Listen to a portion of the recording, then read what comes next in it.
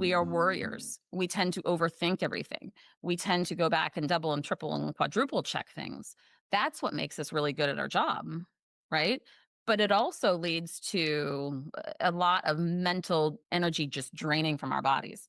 So I just think there's so much there in what personality types are attracted to our profession.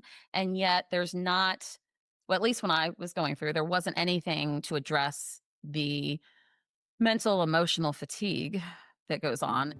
Hi, guys, and welcome to the House Call Vet Cafe podcast.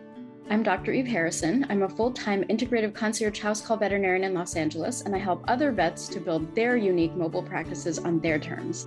This podcast is for and by house call and mobile veterinarians, so it is meant to give our community a platform to connect, to share our stories, to lift each other up, and to support each other. Most of us work solo as lone wolves, right? So for me, it's been really powerful to be able to physically hear the voices of my colleagues from all over the world and to get a chance to feel that we truly are part of a community of very real other human beings who get it. While you may be alone in that little bubble of your own vehicle when you're on the road seeing patients, I welcome you to join our community by tuning into our own podcast when you're on your way to your next house call. Whether you're a super experienced house call vet with 30 years of experience, you're a brand new prospective house call vet just looking to get started, or you're house call curious, there will be something for you in this podcast. Each episode, you will hear interviews from other mobile veterinarians just like yourself who are doing unique and innovative things, vets who are sharing their stories, their struggles and challenges, and you can also look forward to hearing valuable information and perspectives from specialists and experts outside of our micro niche. And finally, if becoming a house call veterinarian is something that you've been thinking about exploring, or you're looking for some extra support getting your own mobile practice to feel more profitable and sustainable for you, check out the information in the show notes about my course and our above and beyond supportive private community for members only, plus our monthly group coaching sessions within the House Call Vet Academy. You can also check out my free public Facebook group, which is also called the House Call Vet Cafe, the same name as this podcast, and which is a warm and cozy community for mobile vets to support each other in professional and personal development, in creative entrepreneurship, and in friendship. So thank you guys for spending time with me today. Let's dive into the episode. Hey everyone, we have an amazing guest today. I'm super excited to announce that we have Dr. Sarah Berkendine with us. Dr. Sarah graduated from K-State Vet School in 2002. After graduation, she did a year-long small animal internship in Atlanta, Georgia, before moving back to the greater Kansas City area. She worked for 2 small animal clinics before starting her own mobile clinic on Halloween Day in 2016. She lives with her husband, 3 kids, 2 dogs, and 2 cats. Oh my God, happy anniversary to your practice. It's I almost know. Halloween on the day we're recording. I know, right? It's 10 years. It's almost your 10-year anniversary. Same for me, too. Close, yeah. Yeah, I Yeah. thought it was 10 years until I realized it's 2025. So Well, it will be 2020. Oh, yeah. Halloween 2026 is, yeah, that's in about a year. Yeah. yeah, Okay. 10 years, that's still close to 10. Yeah. Yeah. We're close. We're close. Yeah. Love it. I know, I All can't right. believe it seems, I mean, it doesn't seem like it's been that long because I don't feel like I've personally aged, but Mm-hmm. I hear you. I feel exactly the same way about my practice. I'm like, holy what? yeah, Decade. it's Jeez. fast, doesn't it? Holy shnikes. But anyway, welcome to the show. I'm so Yeah. glad you're here. We've been friends and colleagues, and you've been in the House Call Vet Academy a few years ago, and we've just been, connecting over the years in so many different ways. And I'm really excited to finally have you on the podcast and talk about your new book, which we'll get into. But I first wanted to start out by asking my usual question. What is your favorite snack to eat in the car on the way to your house calls? Honestly, I forget to eat most days, but my favorite snack is this, I think it's called, well, it's a trail mix, but it basically has white chocolate chips, milk chocolate chips, peanut butter chocolate chips, raisins, cranberries, almonds, and cashews, and I go through it way too fast. All the chocolate chips. All the chocolate.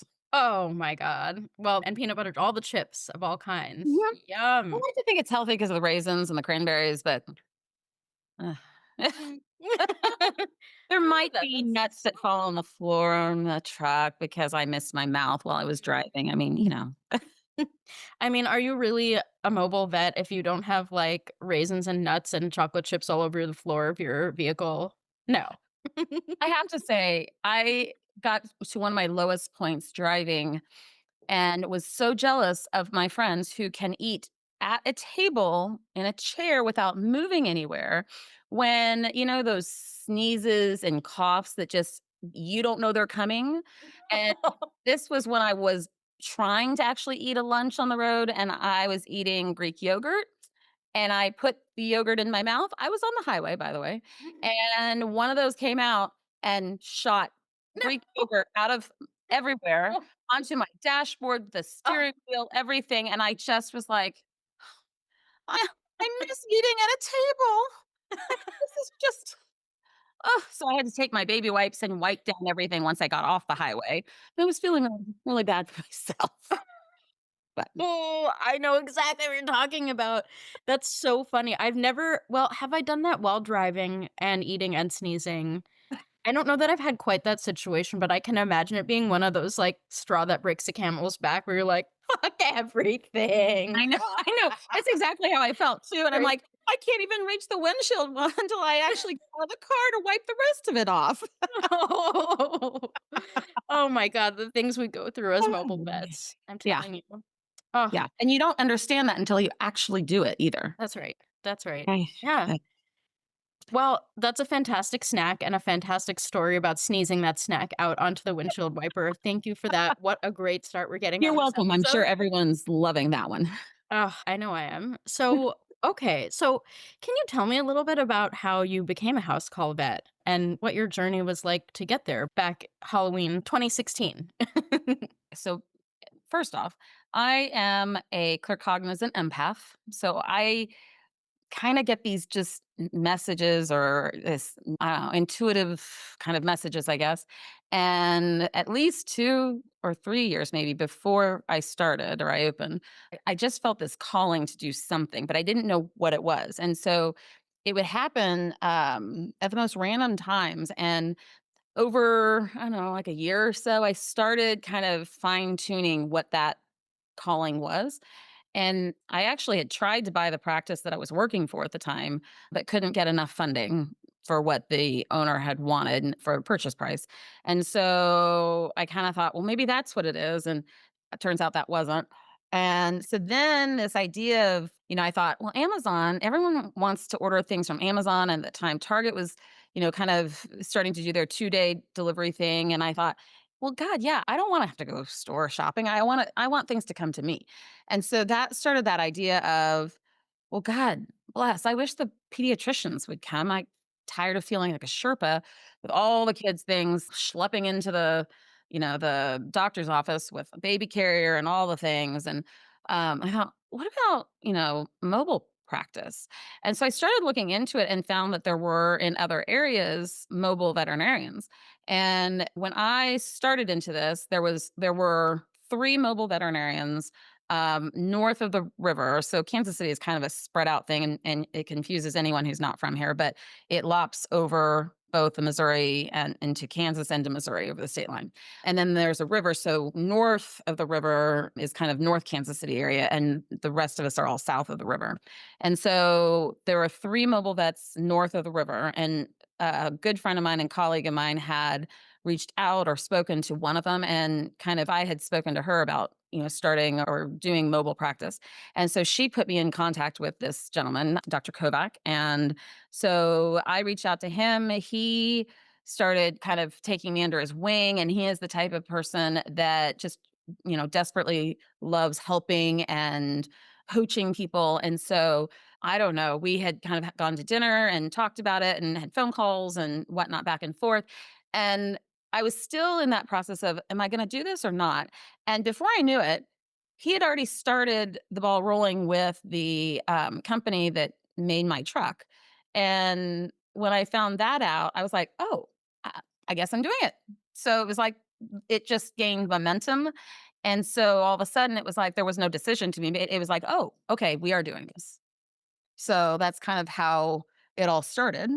And to me, it was terrifying because there is nothing in regular practice, nothing in vet school that prepares you for going from a clinic, brick and mortar clinic to mobile practice.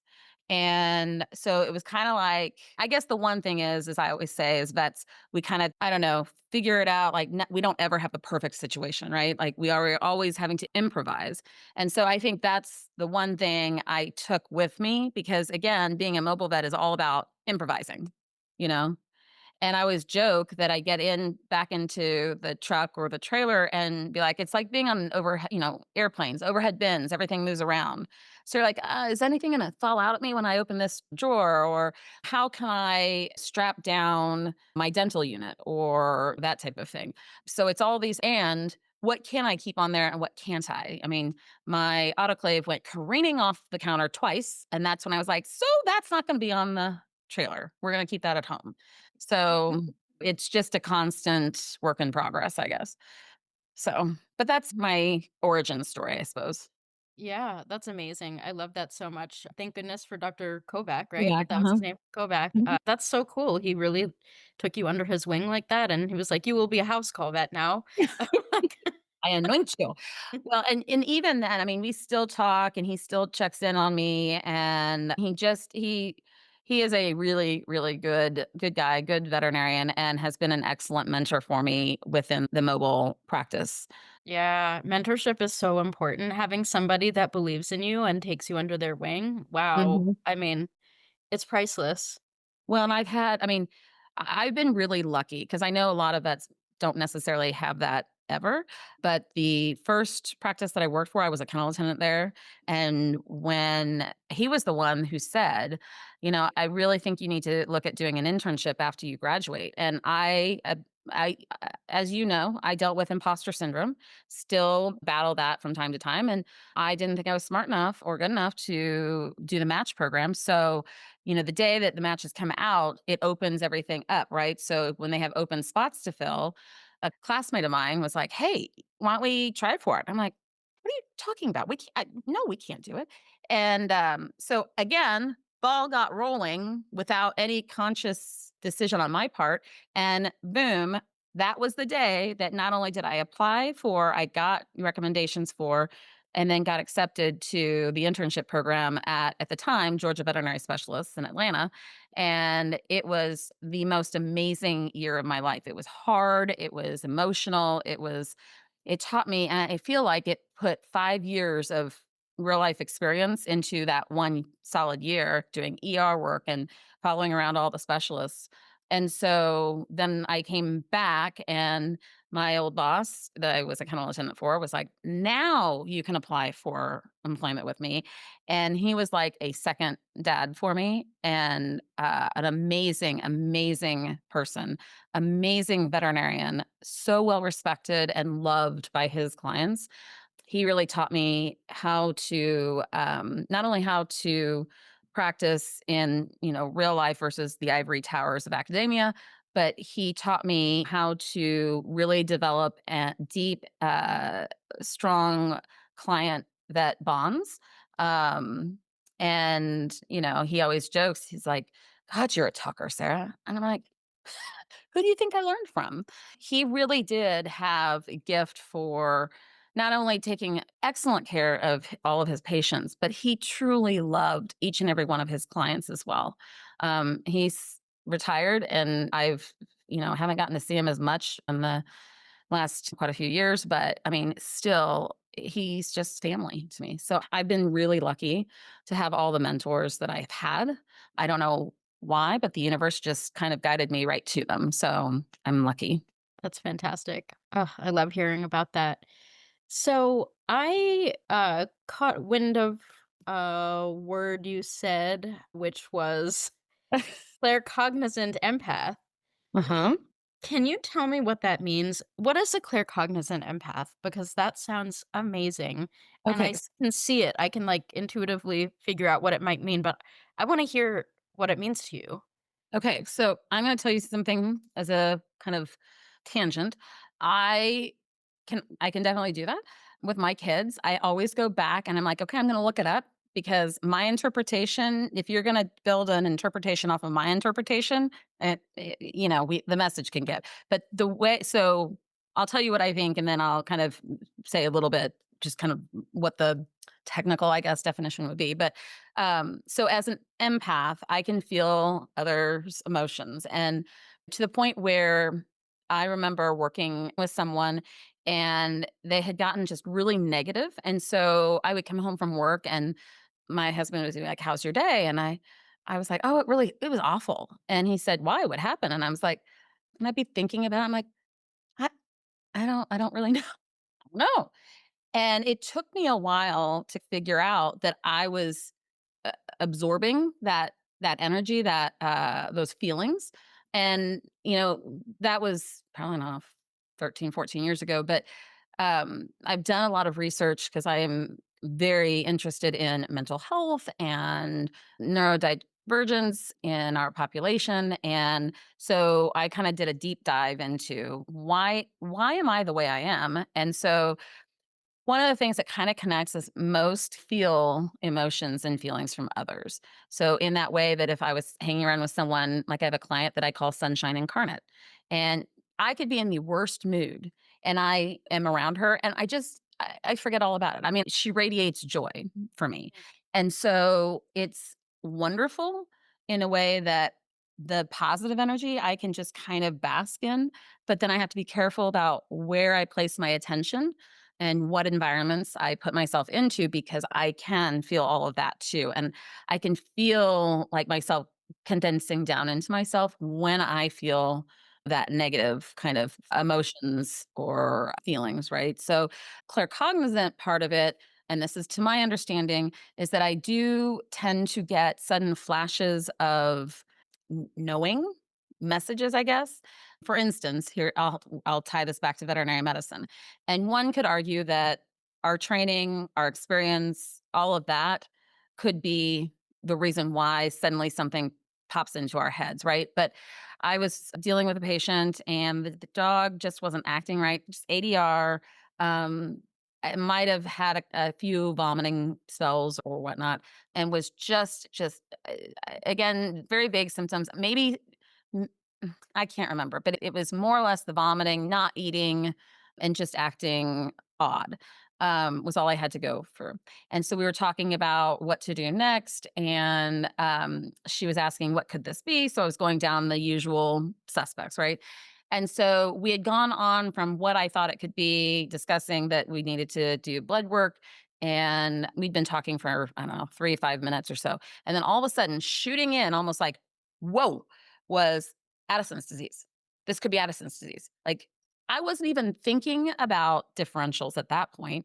It just shot right in. I was like, wait a second. That's another thing that could be. And did the blood work? Sure enough, the dog was Addisonian. And so, again, one could rationalize that that just means training it kicked in. But again, I wasn't thinking about differentials at that point. I have more of it because I've done a deep dive into spirituality. And it's more that type of thing where I get a lot of those messages. Or like I will think of someone, and then usually within a day, that person has reached out. Sometimes it's been spooky, like within 5 minutes, someone's texting me or someone's calling me or whatever. So those are some things. And if I look it up real quick, they say the claircognizant empath is a person with a combination of abilities. They can feel or absorb the emotions of others and possess claircognizance, which is a psychic ability to know things without a logical explanation or source. This can manifest as an intuitive sense of knowing what others are feeling and why, and the ability to have clear gut feelings about situations or people. But again, as a woman, I feel like I was brought up to ignore my gut feeling or intuition. And that landed me married to a gay narcissistic man, which didn't work out so hot. So Oh no, no. I would That's a not recommend double one whammy. star. 1 star, do not recommend. So, I Oh mean, no. and that was back in the day, I'm metrosexual. Oh, sure, okay. But Mhm, mhm. anyway, Oh I've my had lots god, of experiences and fun stuff. that's amazing. So you're like kind of like medical medium. I'm curious, have you Well, I seen wouldn't go that far. okay, you're like bordering on medical mediumness. Have you heard of the telepathy tapes? It's a podcast. Yes, Uh, but I don't know why. a number of I started listening to it and I haven't finished it, but it's really interesting. Speaking of neurodivergence and clairvoyance and telepathy and psychic abilities and things like that, it's about, I think, nonverbal autistic people who are able to connect with the minds of their parents in ways that are absolutely inexplicable. And it's just really fascinating. So I don't know, for anyone who's listening and for you, if you want to explore, I'm Yeah. really curious what you think. That the telepathy tapes is what it's I'm called. gonna have to listen to them. Check it out. I'm so curious what you think. It just reminded me of what you were saying, that there's so many neurodivergences that we have. And, Mhm. empathy is such a spectrum itself, to the point where I know you personally, what a really sincere, deep, empathetic person you are, and Mhm. how you pick up other people's emotions and things like that. And I mean, it's just fascinating what other types of spectrums we're on, not just in the known divergences, but in the ones that we don't talk about, and the ones that don't Mhm. have names yet. Or, Mhm. I mean, I guess there is a name. It's claircognizance, which I didn't know about it. We'll put it that way. Yeah. But Well, I and it imagine that there's so much more in terms of human potential, human cognition, human uh-huh. perception, and empathetic connection to others. It's just so fascinating to me. Well, and I always tell people, I had someone recently tell me when I was describing to her what being an empath felt like to me, and she goes, "Oh, I'm really sorry that you go through that." And I said, "No, actually, it's probably one of my greatest strengths." I mean, it is a double-edged sword if we don't know how to put up boundaries and, be very intentional about what environments we put ourselves in and all the things that I was not raised to know because I predate the internet. And so I mean, we didn't talk about these things. We didn't know about these things. And so growing up, I was called, overly sensitive, and that was looked at being a bad thing because I didn't fit in, with everyone else. And I will tell you, I'm raising three empaths, and my youngest daughter, probably the strongest of them all. And so while I'm trying to reparent my own self, I'm also parenting them and trying to teach them what I'm learning about myself about boundaries are so important. Trusting your own intuition, so important. Things that I'm not even well versed in yet, as in the growth mindset, I'm trying to teach them as well so that they hold on to that ability and learn, early on so that by the time they reach adulthood with agency and boundaries and self-esteem and all the things, right? And I think in our profession, right? Like I think there are a lot of empaths. I think we become caretakers in whatever form that becomes, like educators or, doctors and nurses and veterinarians and daycare workers and animal rescue and all of those. So I think that knowing what risks we have as far as even burnout and all that is important, and knowing how to take care of ourselves. And again, because as I read in the book Burnout by the Nagoski sisters, they call it the human caregiver syndrome, right? We're Mhm. not taking care of, or we're taking care of everybody else. We're not taking care of ourselves because that's seen as being selfish or putting ourselves first, is a bad thing. So um, I completely lost my train of thought. No, no, it's a great train of thought. I'm tracking. It's so interesting. I love that you brought in your kids, your daughters, and I was just kind of hearing this sort of generational tracking, this generational path before we hit record. You had mentioned that you're a survivor of abuse Mhm. in your family in multiple ways. And Mhm. I hear you creating a new reality for yourself and for your daughters, and just shifting through the generations. And it's just so powerful and meaningful to hear. I can see the movement. And when you were in the House Call Vet Academy, I could see movement then too. I remember watching your process. And Mhm. that actually brings me to what I wanted to talk about next, which was your book. So I read your book. I was super honored Mhm. that you gave me the privilege to be one of your beta readers and to take a look at it before it was out. And it was so moving, so deeply moving, very emotional, very raw and open. And it all tracks together with everything you've been through, everything I've seen you go through, the way you're raising your daughters, the way you're caring for yourself, the way you're talking about boundaries, the way I'm just so moved by the journey that I've seen you on. Thank you. And I wanted to kind of open up the conversation for you to tell me a little bit about your book, because it just came out. Yeah, Congratulations. thank you. Huge, amazing, fantastic, fantabulous. I'm so proud. Would you mind pivoting into telling me the Yeah. story of this book and what brought it to life and what it was like writing a book, etc.? Brain dump for me on the book and tell everyone what it's called, etc. Oh, can I show it? Yes. Yes, you Okay. can. So, I don't know if it's a glossy cover, but, Ah, so it's called Scarlet Macaw Ascending. It details my experience almost just recognizing that I was living through burnout. And, I mean, going back after the fact, this is just even last month or 2, you know how Facebook says, "Oh, this was what you posted on this day." So it sent me something from 11 years ago, and it was a question that I posed to, I think it was our like private vet school class Facebook page or something like that. And I said, "Has anyone had any experience with burnout, or does anyone know or have any thoughts on what we can do, or something, or how we know, or I don't know what it was." But it dawned on me that was 11 years ago. So already 11 years ago, I was experiencing this. And again, I do think there's a lot of divine intervention going on because I was spiraling wildly out of control. Like I had my social anxiety, which I never thought I had, was getting worse and worse. I was having more and more panic attacks. Things were happening like my trailer, my clinic jumped off the trailer hitch of the truck when I was supposed to be on the highway traveling that day. And it did so on a side road. And so while it was really upsetting, it was not fatal. And so, again, I think divine intervention, the universe knew what to do to protect me. But that happened. All of these things, I was like, there's something really wrong here, and I don't know what to do about it, what to fix. And so we were heading, it was Labor Day weekend last year.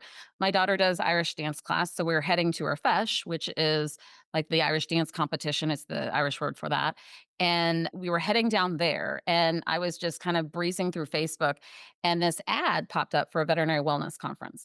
And so I looked at it, it was in Alaska in the middle of the winter. It's like, "A, this sounds awful," and like, "You can go ski." I'm like, "Great, I can go fall down a mountain and break my neck. That sounds awesome." And do it in the freezing cold weather. Awesome. So, but it got me thinking and it talked through, you know, what the seminars would involve, what this retreat would also entail, and it got me thinking about it. And so I started searching for other veterinary retreats, wellness retreats. And so I kept coming back. I mean, there were some, like in Mexico, I can't think of like Fiji or somewhere like that. And then, yes, there was one in Fiji. I remember a Fiji one yeah, popping up. That caught my attention too about a year yeah. ago. Well, I'm sorry, that one I really did want to go to, but I was thinking of putting pieces together and like airfare. And I was like, oh, yeah, I don't think I can afford that. But I kept coming back to this one in Costa Rica. And in my head, I'm like, well, I can't afford to spend the money.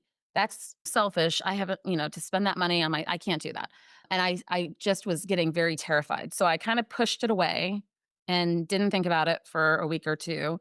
Then it kept coming back. I just kept getting messages, you know, that I needed to really think about this. I told my therapist, and he goes, "I think that would be really wonderful for you." And I was like, "Oh, don't tell me that. And then I have to do something about it." I remember you reached out to me too of like, "Is this legit?" Oh, okay. Well, I'll tell you my crazy about that one. So I reached out to Galena, and I'm not even gonna Amazing, attempt by her the last way. name because Bearstein. yes, thank you. Bearstein. I don't wanna screw up the pronunciation. I It was might have screwed it up too. fabulous. She's Fabulous. amazing. Yes, I she love is. her.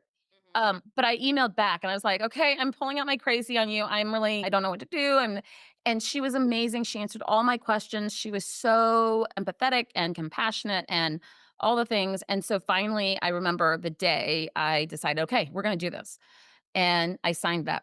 And I called my husband and I said, "Oh, I did this. I did this. And I signed up for you because you have to go with me because I can't go there by myself. I've never been there. I don't know what I'm doing." And so then I started to cry because I had already bought the tickets to San Jose, but then you have to take one of two little airlines to the opposite side of the country, and I couldn't get through. I couldn't figure it out.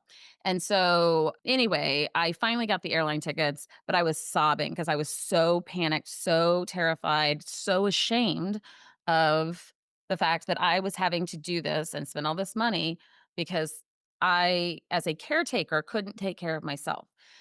And so um I started right before I left because that was the first week in December, I think.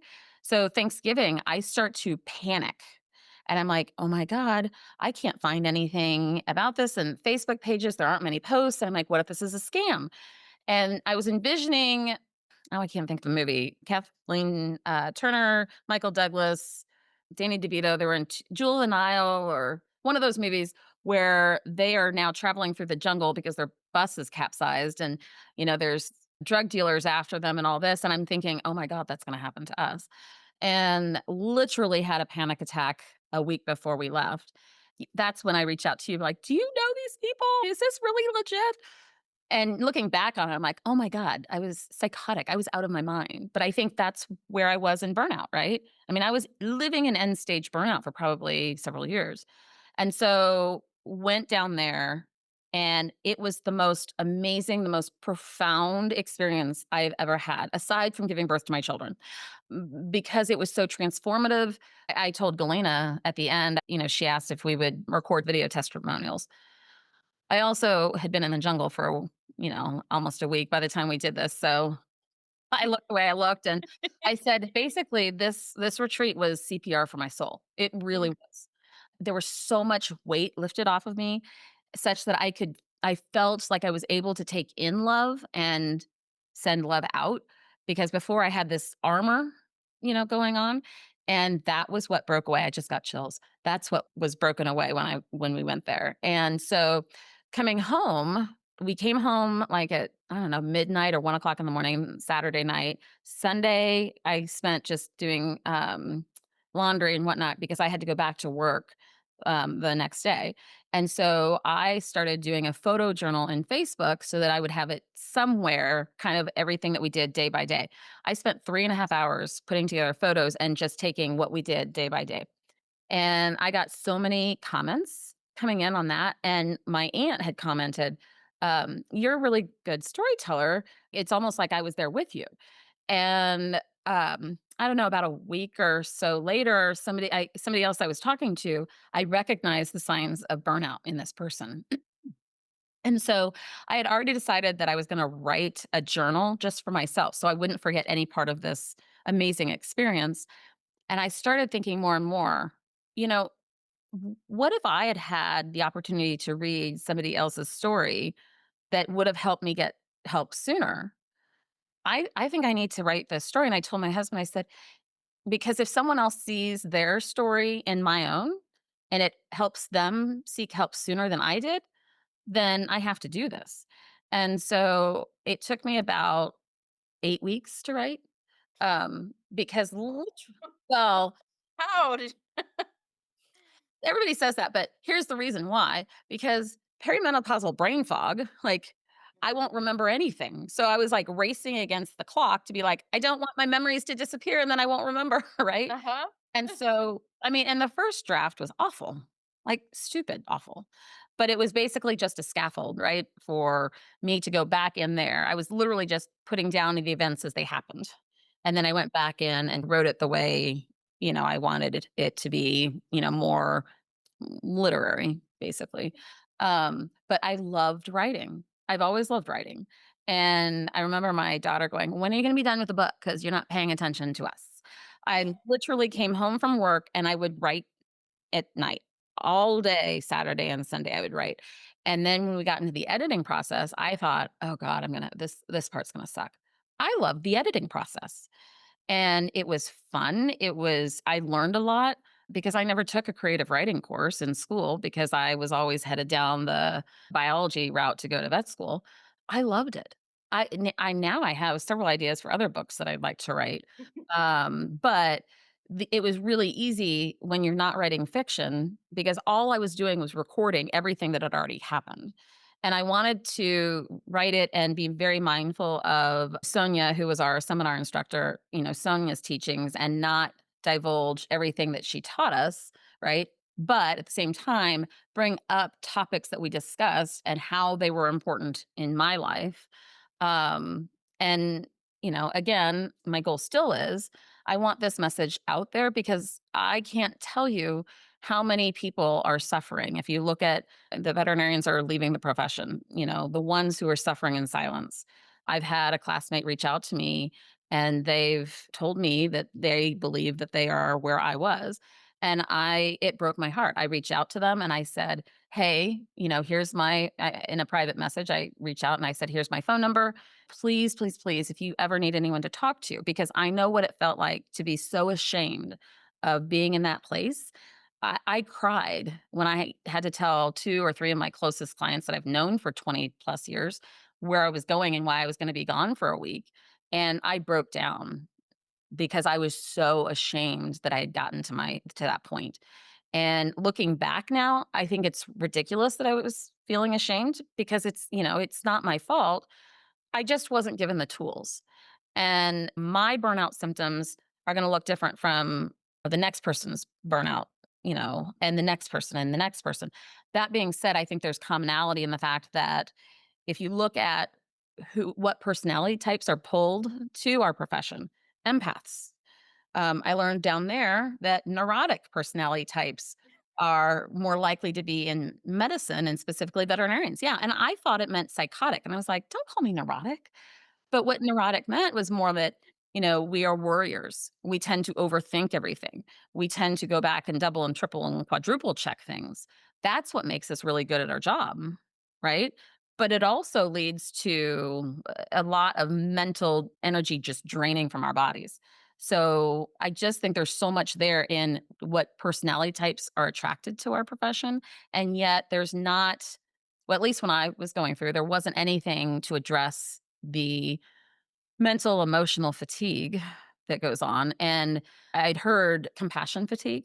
And down there, they said, that does sound bad. And I said, I agree. I think that sounds like we're not compassionate anymore because we've gotten exhausted. And so she had used the term empathic strain. I'm like, that's better. That sounds like you still can use your muscle, but you've strained it, overuse, Mhm. right? It's still there. I still am capable of showing compassion and empathy. It's just that there's overuse and I've got some trauma or damage there that just needs, treatment. One would have to go and experience it to really fully, I mean, I'm not doing it justice, but I think what worked about this is that we got up, I mean, heck, I was getting up with the howler monkeys and the Scarlet Macaw noises, and sunrise happened around 6 o'clock, 5:30, 6 o'clock, and sunset 5:30, 6 o'clock because of equatorial. And I got up and with the sunrise, and I was taking pictures and I was journaling. And I thought, I'm not a morning person. I don't know why I was getting up that early, but it was like, bam, I'm full in. And we did yoga every morning. Then we had breakfast all together. And it was a small group. It was me and 2 other women who are amazing women. And then Sonia, who was our seminar instructor, and Galena, who is the retreat owner, and staying at this fabulous Scarlet Macaw rehab facility where you just have all of these, Scarlet Macaws everywhere around you. I mean, the Let's see your wildlife earrings, by the alone. way. Oh, Scarlet Macaw. Yeah, for anyone who's watching on YouTube, yeah. um, Sarah's wearing Scarlet Macaw earrings, and I'm wearing dinosaurs because why the hell not? Anyway, as you were. Because they're awesome. Yeah. Yeah, I think it worked because the yoga helped recenter and solidify, the mind, body, spirit aspect, which has, for me, had gotten disjointed. Not listening to my body, not listening to the cues that that it was giving me to say, hey, you've got to slow down. We've got to do something. We are malfunctioning here. Even all the meals we had together, they were prepared for us. So we had nothing to worry about. Like we did not have to do anything for ourselves. We just had to follow the leader. Like, oh, we're going to yoga now? Okay, now we're going to, breakfast. Okay, now we're going to seminar. Mhm. It was being taken care of, which for a lot of us doesn't happen, right? And so then we had this amazing, Dr. Sonia Olson, amazing instructor who she herself was an ER vet for Blue Pearl for many years and went through this herself. And then she got in and worked on training and certifications for wellness programs and burnout and recovery and all this. So she gave an amazing program, 10 hours of continuing ed on this. And there were times where I was in tears one day. She put on a quote up there that said, that was from a psychologist who said, veterinarians are some of the most pain saturated people I've ever met. And I lost it. The empath part of me was like, oh my God, that's horrible. I felt so much sadness and grief for so many in our profession. In watching us take care of each other as we became emotionally dysregulated, was beautiful to watch. And then in the afternoons, we would have field trips, as I call it. And that was our time to play because so many of us forget how to play. I had forgotten how to play. And so we did things like go watch how, chocolate is made. And they get it from the indigenous people down there. We walked and hiked up to the Montezuma waterfalls. It was beautiful. And so we did sound therapy, we did horse therapy. And you're in this magical environment, this beautiful locale. I mean, we were in a very rural part in the jungle. It was just magnificent. And so I think, all of those pieces kind of fit together and things that we needed to do to remember that. Plus, we were outside all the time. Like we had air conditioning in the rooms, but I didn't want to get accustomed to that. And then it gets really uncomfortable when you're going back out into like, I don't know, 150% humidity. And, temperatures were in the 80s, but with the high humidity, you're just dripping nonstop. And you get used to it, you get accustomed to it. And one thing that I kept repeating was let everything go. The jungle can handle it. Let everything go.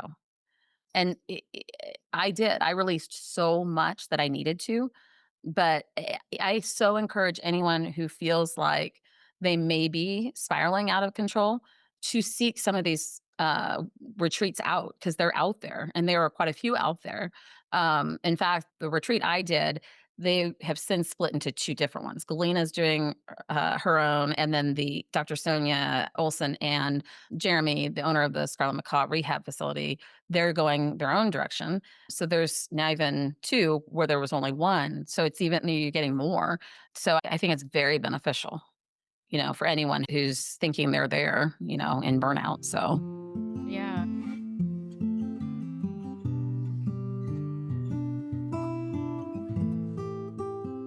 Hey there, it's Eve Harrison. There's a question that I get from veterinarians all the time. How do you do concierge practice in your house call vet practice? Another question I get is, what is concierge practice? So the term concierge definitely gets thrown around in a lot of ways that are different from what I mean. But for me, I'm a house call vet, but as a sub mini micro niche within house call vet practice, I specifically have a concierge practice. So among other features, concierge practice functions as a membership container, but that's not the only thing that makes concierge concierge. What concierge practice really means for me is that I run a thriving, fully self-sustaining house call practice where I see way fewer patients. I earn income that is way more aligned with my actual effort, my skills, and the super thoughtful heart and soul that I put into my work. And the best part for me is that my client base is perfectly curated. I legitimately love every one of my clients and patients. And as a result of me not being burnt out or resentful and feeling secure in my income and the energetic exchanges occurring between us, everyone involved receives the thoughtful, comprehensive care that they deserve, including me. And I actually have time and energy left to be my whole self rather than being defined by my career only. My Concierge Vet Mastermind program gives you everything you need to build a sustainable practice that honors both your calling as a vet and your ability to live a balanced, fulfilled life. In just 6 months, I will personally guide you through my compassionate concierge method with exclusive on-demand training, along with private coaching and direct text access to me as though you were a member of my actual concierge practice. So you get to feel what it's like to be a client in my own concierge practice.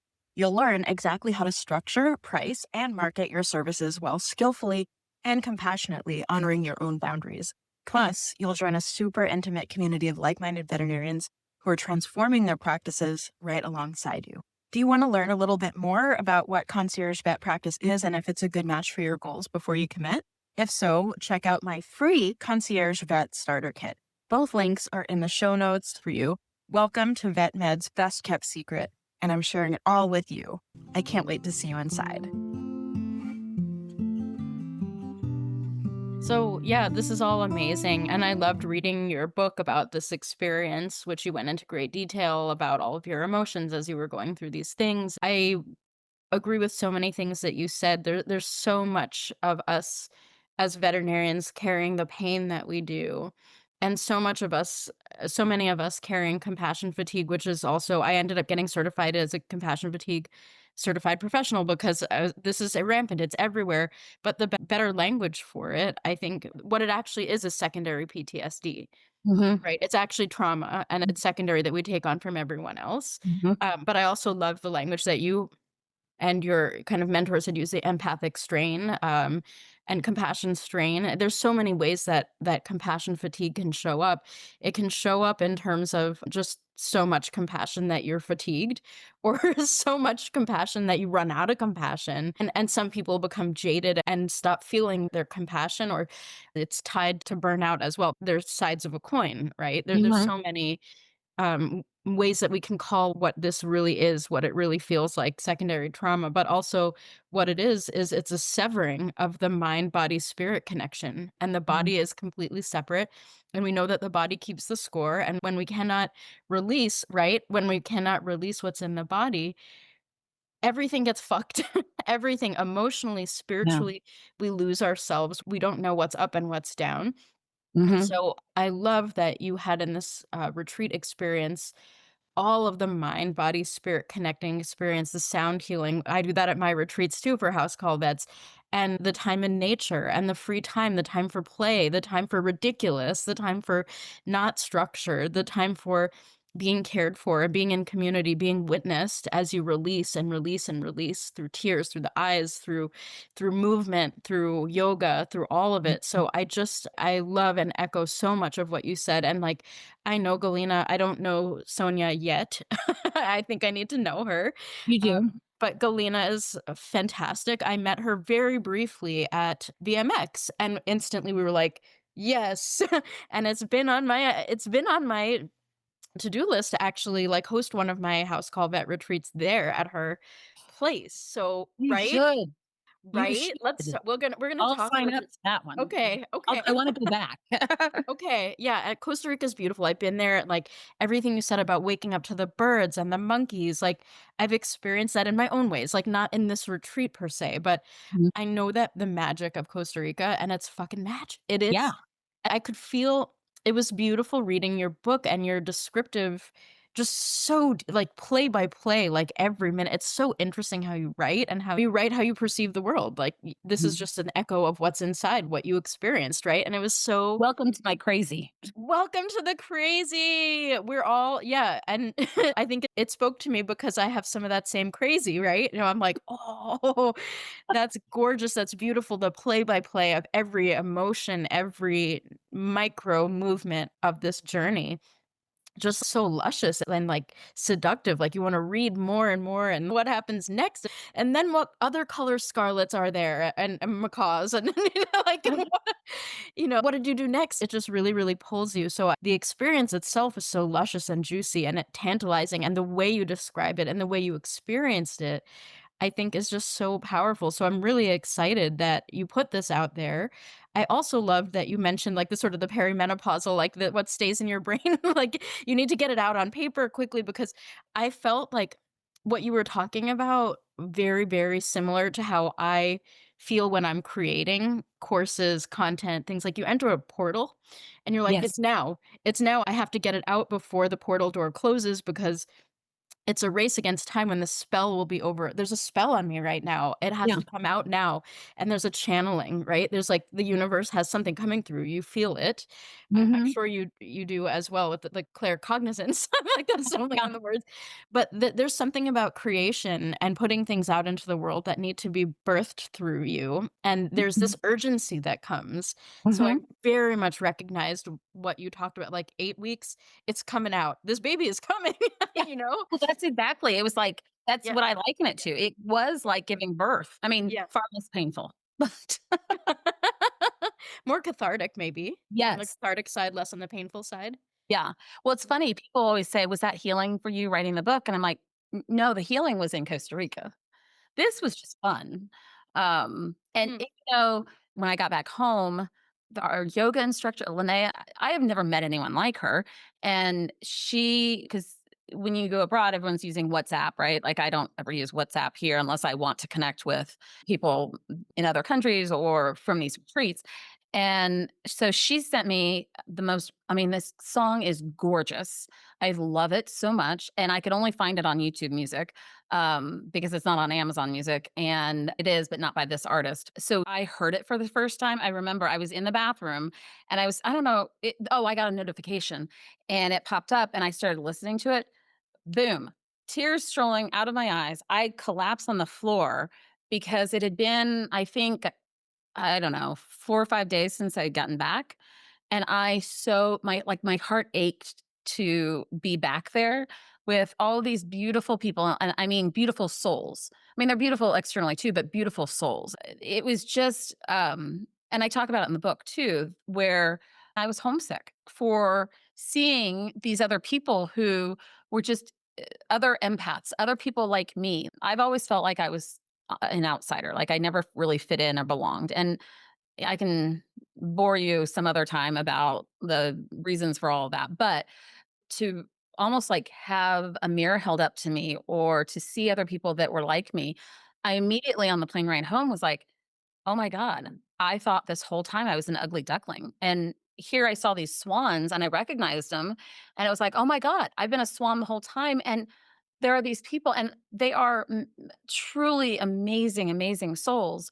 And I've been fortunate in the fact that, Galena also read the book for me and was a beta reader for me. Dr. Sonia Olson, she was a beta reader and I keep rotating through Dr. and not calling Galena Dr. Galena as well. Um, Yeah, Dr. Queen also. I, I don't know why I feel like I need to be formal with Sonia, but anyway, and then the other two women who were there on the retreat, and it made me feel so less alone and seen, and I don't know, it was truly, truly just one of the most profound experiences and one that I don't think now knowing this, I could have probably taken more than 8 weeks because I don't think I'll ever forget, right? And I love photography. I'm a very amateur photographer, but all the pictures and all the animals and all of that, I'll have it for the rest of my life.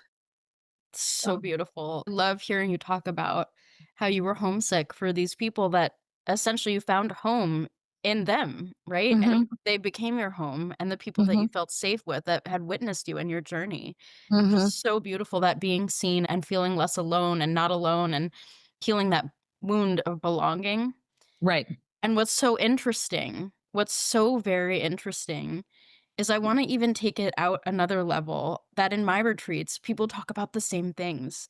"I'm an Mhm, ugly duckling, I don't fit in, I don't belong here."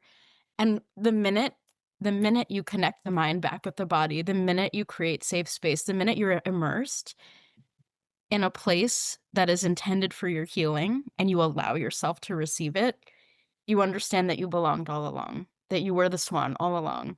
mhm. And it's such a human thing, and it's so beautiful to hear your story, and I'm just so moved.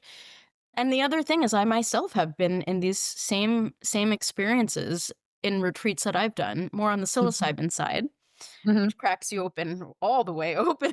I would imagine. Legal legal, of course, legal, Uh-huh. and with working with indigenous people and outside the country, etcetera. But I know these feelings so deeply myself of bawling in front of a room of women encircling me and being completely seen in the absolute rawness of it and being accepted and having it be okay. And just literally like the sky cracks open and your whole soul cracks open and you're witnessed and seen and it's okay and you Mhm, belong, right? mhm, mhm, It's so I have so many chills just like hearing about your experience, and retreats have a very special place for me, and I just love hearing your experiences there. And I don't know, it's just very moving for me on so many levels. So I just love the detail that you shared and the emotional experience that you shared as well. It's just so interesting to me how so many of us carry wounds that are the same, and how mhm, ironic it is that we all together feel this alone. You know mhm. what I mean? How Because I think weird. no one talks about it. I Right. think we carry that shame, you know, Yeah. and I know Brené Brown kind of has her whole career is built around understanding and learning about shame and how it unfolds in each individual, but it truly, I mean, it's horrible. And I think that also ties in with imposter syndrome that so many of us deal with as well. And um, trying to get rid of that, you just don't talk about it, right? Because you want to be like, I don't want anyone else to think that I feel like this or I think this way or whatnot, because you don't want to be ridiculed. And I think if we had less shame, if we opened up a little bit more, I mean, and that fear, went away, that we would realize that we all kind of are in that same boat. And so that's another reason why I wanted to self publish, because to know that, oh my gosh, other people feel this way and it's Yeah. okay. And Yeah. it doesn't mean there's anything wrong with me, you know? Exactly. Yeah. Yeah. Ugh, I love that. And you're so right. Shame and being ashamed, it's so at the heart of some of our wounding as women, but then as Mhm, veterinarians. And then on top of that, as entrepreneurs, mhm, house call vets, there's so many layers that yeah, we deal with. And I'm just so thankful for you naming that, because shame is really, really at the heart of so much of this pain. And mhm, and then on top of all of these kind of identity aspects, the profession itself is doesn't make it okay to be vulnerable. It's not yeah. okay, right? Or in some ways we internalize that it's not okay regardless of whatever is kind of coming out of the profession. But and you had mentioned you had like a beautiful internship experience. Sometimes the internship experience or the corporate experience actually causes corporate trauma, which ultimately undermines people's belief in themselves, creates shame. I'm not good enough to do this. Who am I to be doing this? I can't hang. I can't work this hard. There's so many narratives that come out of the places that trained us, and I'm this. not saying I didn't have that. Like, Mm. my imposter syndrome was on fire, and I can't tell you how many times I would walk into a room as the ER doc, because, I mean, I wanna say we did like 10 months of 8 to 10 months of ER work, mixed in with all the other rotations in some way or another. But I can't tell you how many times I walked into a room and I would go through the history and I would do the physical exam and all this. And then I would say, okay, this is what my plan is, or this is what I want to do. And they said, okay, when will the doctor come in? Oh. Now I look back and I'm like, "Oh, that meant I looked really young." But it was like, you hear that enough and you're like, "I'm not a doctor. I don't know enough." Like, I came out of school thinking I would know so much more. And one of the first days that we went in freshman year or first year of vet school, they said, "This 4 years, this is just teaching you how to learn. The real learning comes on the job."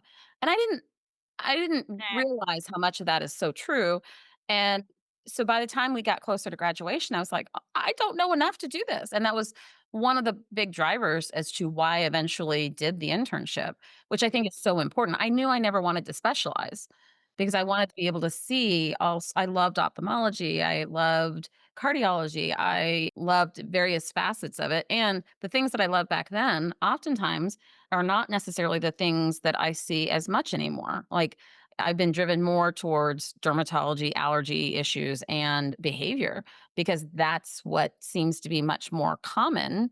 And I want to point out too with burnout, one of the ways, I guess, to help recover is, finding a new path within this profession, right? And so I think when I changed to being a mobile vet, that helped subside some of it for a while. Like it was a band-aid, right?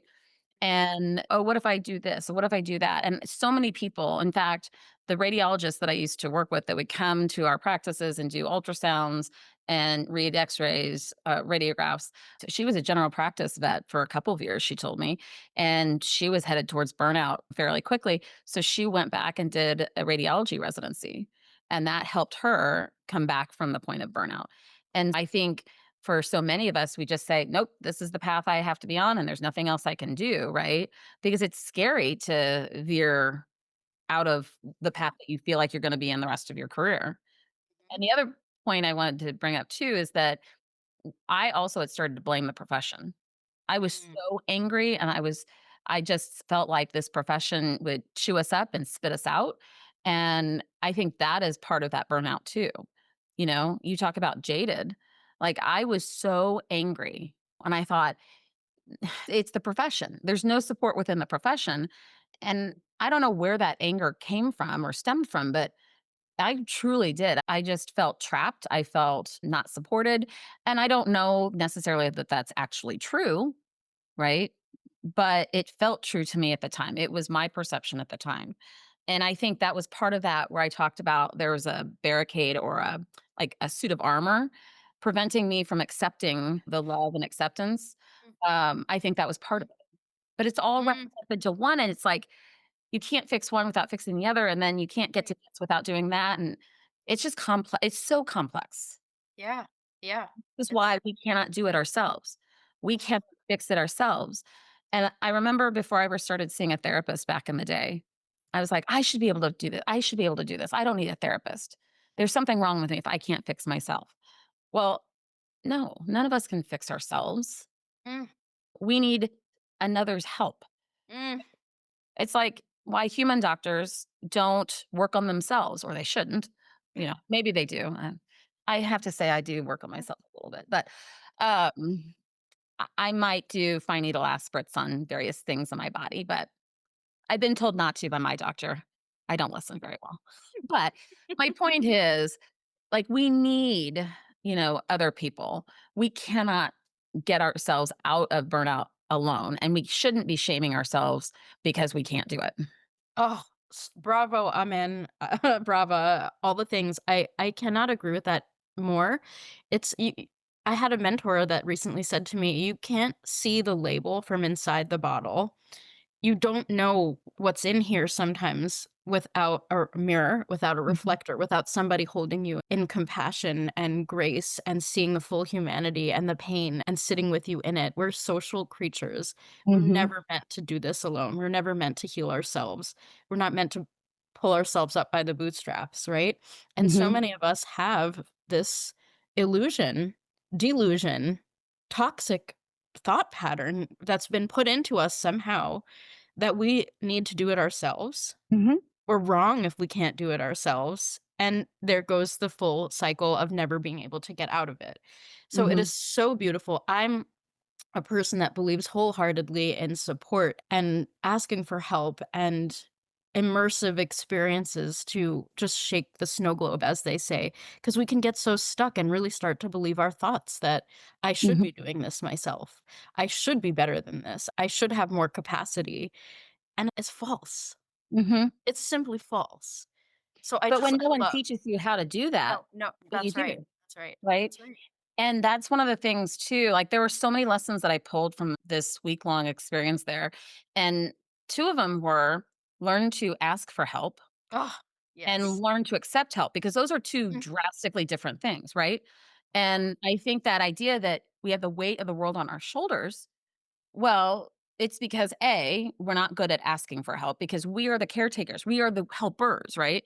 And so when you're sitting here like this, not asking for help, or there are likely other people in our lives that are trying to offer help.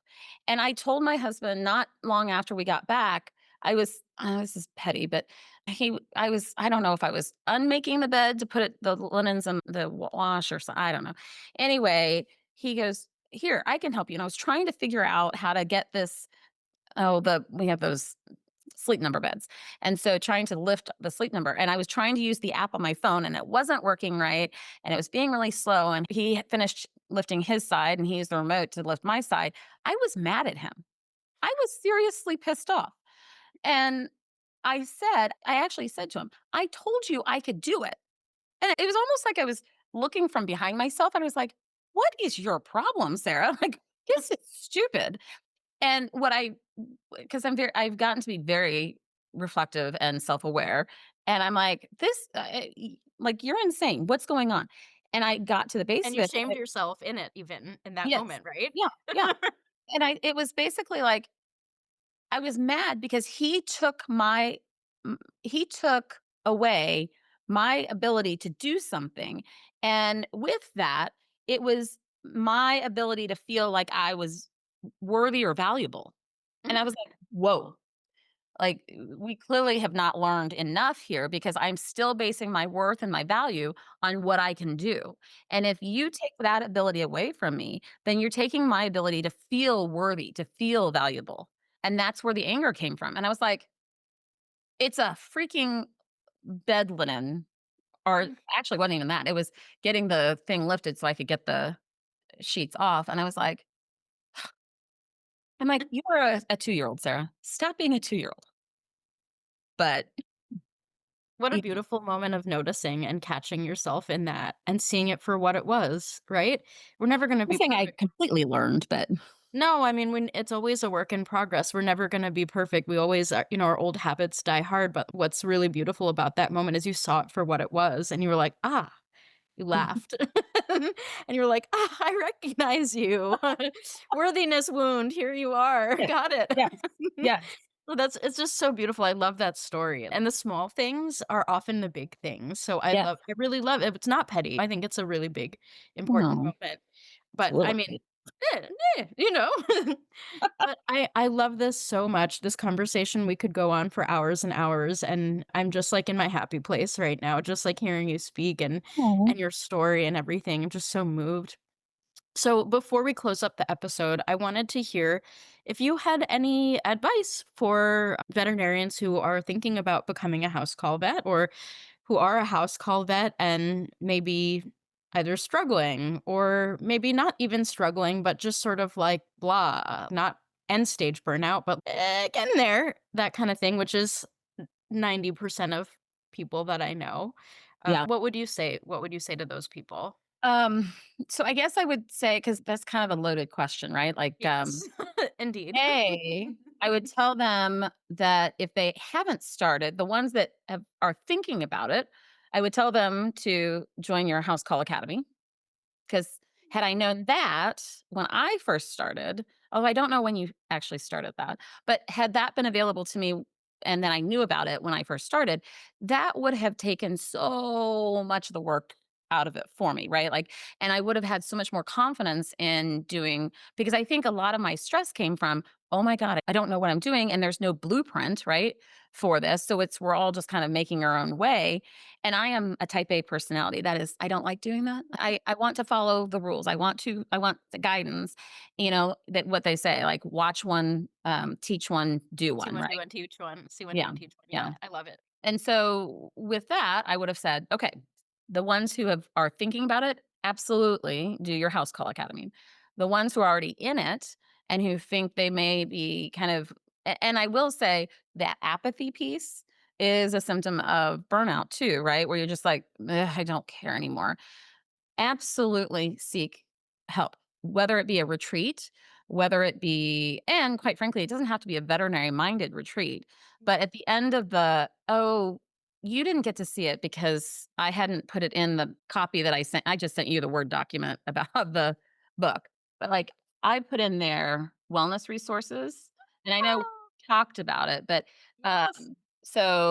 there's coaching and support, there's retreats in here, and then there are books in here as well as mindful moment apps. And I came away from Costa Rica knowing I have got to keep doing yoga. So I downloaded the Down Dog yoga app in Costa Rica. And I can say I have done it almost religiously 3 days a week ever since I came back. And it has been life changing. And I am so proud of the way my body looks which is mind blowing because I would hide. I mean, before I left, I hide my body. I always keep something in front of my belly because I cover myself up. And now I am proud of what my body can do because of yoga.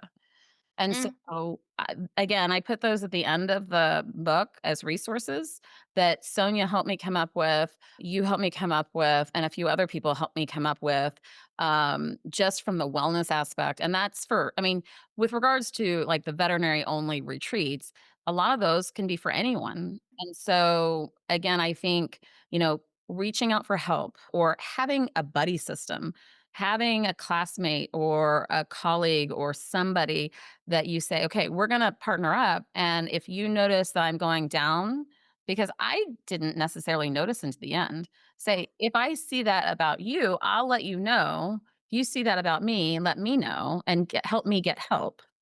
beautiful. Mhm. Oh, it's so generous what you've created and put out into the world. Mhm. Thank you. And I can really feel the depth of your heart and what you've been through that inspired this. And I felt it in your words in your book. I feel it now.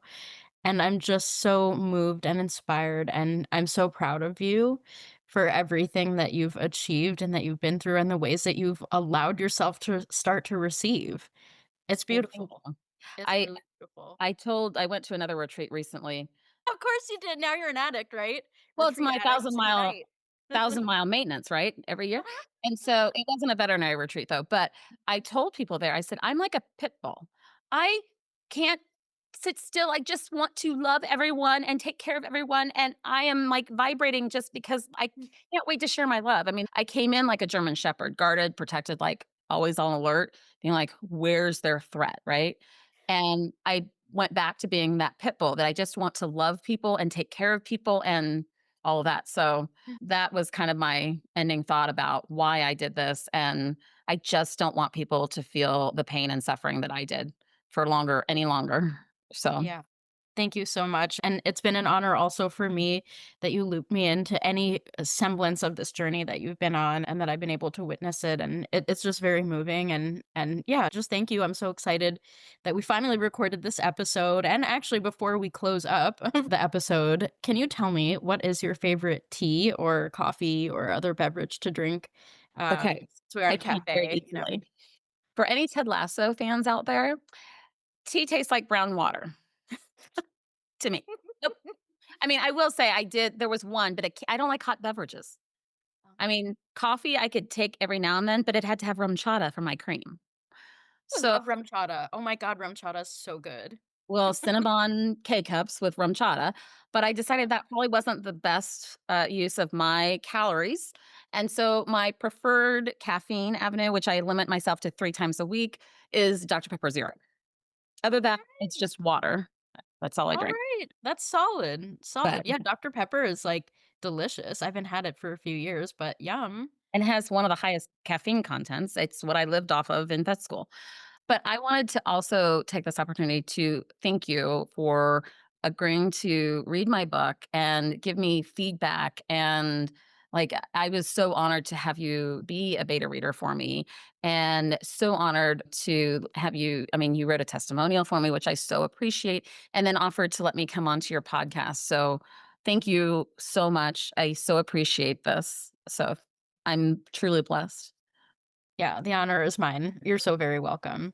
All right, my dear, I'll talk to you soon. Okay. Thank you so much for listening to this episode of the House Call Vet Cafe. If you enjoyed this episode, then hit the subscribe or follow button on Apple Podcasts, Spotify, Google Podcasts, YouTube, or wherever you listen to podcasts so you never have to miss an episode. This podcast is made specifically for you, so don't be shy if you'd like to reach out and let me know your thoughts on this episode. You can find me on Instagram and Facebook as the House Call Vet Academy, where I also share more valuable content. If you're interested in learning more about consulting for House Call Vets or the House Call Vet Academy online course and community, please click on the link in the show notes. Have an amazing rest of your day, and I can't wait for you to join us for our next episode of the House Call Vet Cafe.